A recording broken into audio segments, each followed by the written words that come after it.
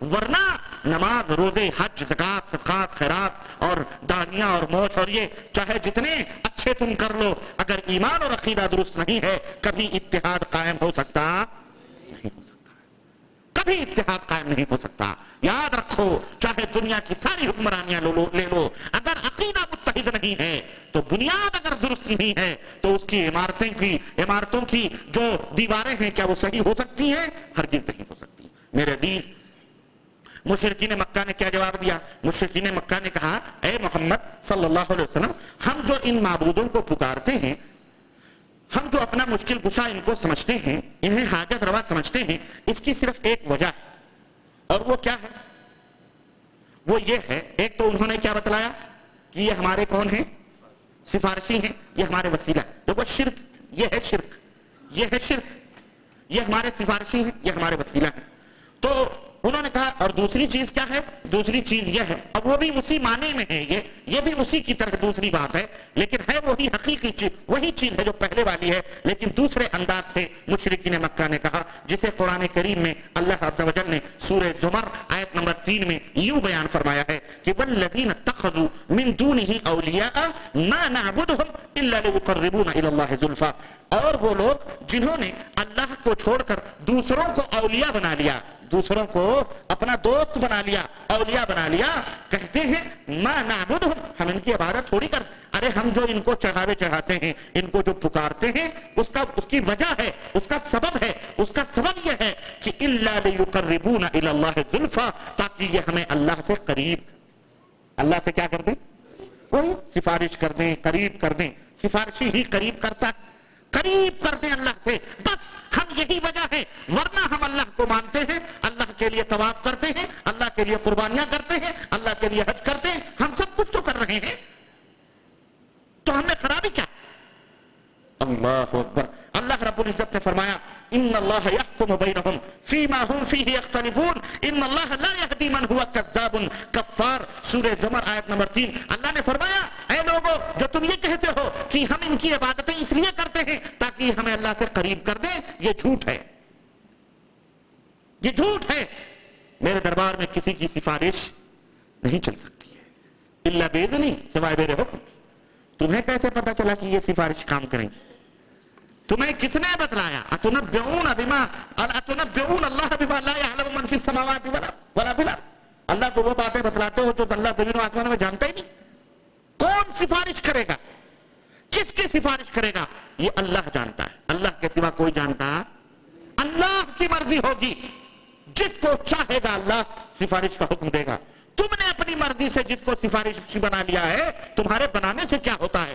اللہ فرماتا ہے یہ جھوٹ ہے، یہ جھوٹ ہے۔ ان اللہ یحکم بینہم فیما ہم فیہ یختلفون، یہ جو اختلاف کر رہے ہیں توحید میں، انشاءاللہ اللہ قیامت کے دن ان میں حکم صادر فرمائے گا، فیصلہ فرمائے گا۔ ان اللہ، بے شک اللہ تعالیٰ ہدایت نہیں دیتا ہے جھوٹوں کو اور ناشکروں کو، جو ناشکری کرتے ہیں، اللہ کا کھاتے ہیں، اللہ کا پہنتے ہیں، اللہ کی زمین پہ چلتے ہیں، اللہ کے آسمان کے نیچے رہتے ہیں، اللہ کے سورج کی روشنی اٹھاتے ہیں، اللہ کی ہواؤں سے سانس لیتے ہیں، اللہ کا دانا، اللہ کا پانی، سب کچھ کھا پی کر اللہ سے نہیں مانگتے بلکہ اللہ کے سوا دوسروں کے در پر جاتے ہیں، تو یہ ناشکرے نہیں ہیں؟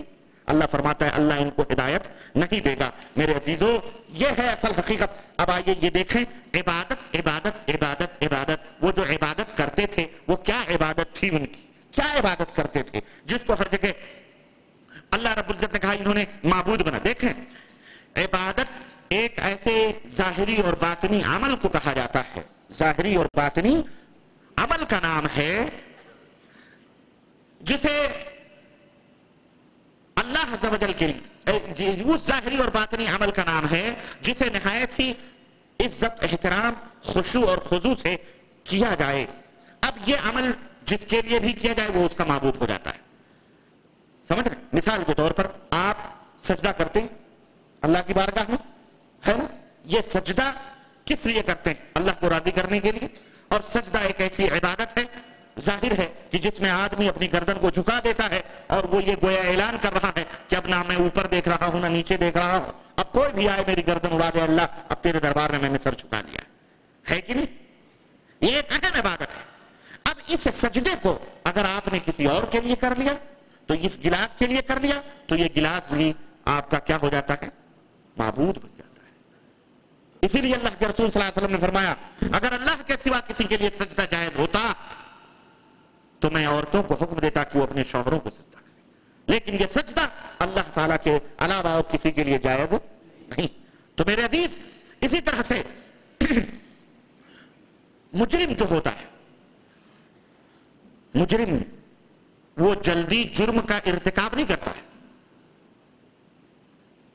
بلکہ بہت مشکلوں کے بعد وہ جرم کا ارتکاب کرتا ہے. مجرم جلدی جرم کا ارتکاب نہیں کرتا ہے اور نہ ہی وہ اپنے جرم کو وہ تسلیم کرتا ہے. اور بھلا اس شخص کا حال کیا ہوگا جو جرم کا ارتکاب کرے اور نیکی سمجھ کے کرے؟ وہ تو اس سے بھی بڑے پیمانے کا ہوگا کہ نہیں ہوگا. ایک تو یہ ہے کہ بھائی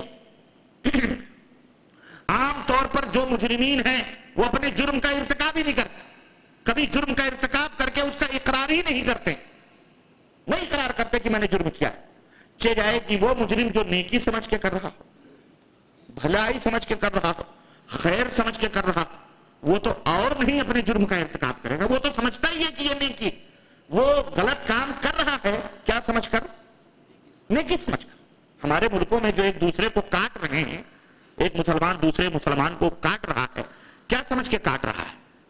مولانا لوگوں نے فتوے دیے ہوئے ہیں، کیا اس کو مار ڈالو شہید کا درجہ مل جائے، ہاں ہاں اس کو گولیوں سے بھون دو شہادت پا جاؤ. یہ فتویٰ دیا ہوا. تو جو گولی مارتا ہے وہ نیکی سمجھ کے مار رہا ہے، وہ اسے غازی سمجھ کے مار رہا ہے. اسی دمام کا واقعہ جبیل کا قاری محمد نعیم صاحب پاکستان کے درس دیا کرتے تھے جاوا سینٹر میں. آپ لوگوں کو نہیں معلوم، آج سے 2 سال پہلے کا واقعہ ہے. پاکستان کے تھے بیچارے، وہ درس دیا کرتے تھے دعویٰ سینٹر اور جا کر کے فوجیوں میں درس دیا کرتے تھے جو لوگ ہندوستانی پاکستانی ہوتے تھے. ایک دن گھر میں آئے دوپہر کے وقت اور گھر میں چادر ادھر پہنی، اپنے کپڑے اپڑے بدلے انہوں نے، بیوی سے بیٹھے پانی شانی پیے، اتنے میں گھر کی بیل بجی، گھنٹی بجی، گھنٹی انہوں نے دروازہ کھولا، دیکھا کہ ایک آدمی داڑھی اوڑھی رکھے ماشاءاللہ تبارک اللہ. اس نے کہا کہ قاری صاحب مجھے کچھ سوال کرنے ہیں، ہے نا، تو مجھے 10 منٹ چاہیے. قاری صاحب نے کہا تشریف لائیے. اس کو لے جا کر کے گھر میں بٹھایا. اس نے کہا مجھے پانی پلا دیجئے. گھر میں آئے بیچارے پانی لینے کے لیے، اور جب پانی لے کے دروازے پہ پہنچے تو وہ بندہ دروازے کے پیچھے چپکے سے کھڑا تھا. جیسے ہی قاری صاحب اندر داخل ہوئے ویسے ہی پیر پھنسایا اور چڑھ گیا ان کے سینے پر اور چھری سے ان کی گردن کاٹ دی. 2 سال پہلے کا واقعہ، دمام کا واقعہ، جبیل کا واقعہ. گردن کاٹ دی، پیٹ پھاڑے، اور اس کے بعد میں وہ جب چیخ اٹھی اور دھماک کی آواز، ان کی بیوی ان کے بچے نکلے بیچارے، دیکھی تو بیوی بے ہوش ہو کر کے گر گئی اور وہ دروازہ کھول کے بھاگا. دروازہ کھول کر کے بھاگا. چنانچہ باہر جا کر کے پولیس کہیں، اب پولیس تو یہاں چلتی رہتی ہے، اب ہاتھوں میں چھری، خون، اس کو بھی بدحواسی ہو گئی. پولیس نے اس کو گرفتار کیا. پولیس نے جب گرفتار کیا اور اس کو پکڑا اور اس کے بعد جب پوچھا تو کہا کہ ہمارے حضرت نے پاکستان سے بھیجا، ہم پاکستان کے ہیں، ہمیں خواب میں حضرت جی نے آگے بتلایا کہ فلانا وہابی ہو گیا ہے، وہابی ہے، وہابیت کی تعلیم دیتا ہے، غیر مقلد ہے، بد مذہب ہے، اس کو قتل کر دو، جنت میں تم سیدھے چلے جاؤ گے. اور میں نے قتل کر دیا ہے، مجھے اس کا کوئی افسوس، اس کا کوئی غم نہیں.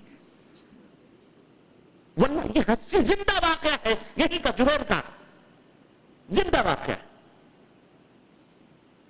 اس حنفی مقلد کو یہ جاہلوں کو استعمال کرتے ہیں، یہ ہمارے بڑے بڑے جگادری، شیخ الحدیث، علامہ، پیر، بیعتیں، رسیاں پھینکتے ہیں. رسیاں کیوں بیعتیں کیوں کرتے ہیں؟ تاکہ ان کے پکے چھٹے ہوئے غلام بن جاؤ، ضمیر فروش ہو جاؤ. بالکل جو کہیں وہی کرو، بس قرآن اور سنت سائڈ میں، وہ کہاں تم سمجھ سکتے ہو. اس لیے تمہارے دماغوں کے اوپر قدغنیں لگائی جاتی ہیں. کاٹ دیا، جیل میں پڑا سڑ رہا ہے وہ بیٹا، چھوٹا سا بچہ بھی جب 17-18 برس کا ہوگا تو دیکھا جائے گا. اب اس کی آنکھیں کھلی، اب توبہ کر رہا ہے، یہ کر رہا ہے، وہ کر رہا ہے، مجھے نہیں معلوم تھا، مجھے معاف کر دو. لیکن اب کیا ہوتا ہے؟ اس طرح سے میں عرض یہ کر رہا تھا کہ جرم کا ارتکاب آدمی جب نیکی سمجھ کے کرے تو اس کو ذرا سنبھالنا بڑا مشکل ہوتا. آج یہ مسلمان جو شرک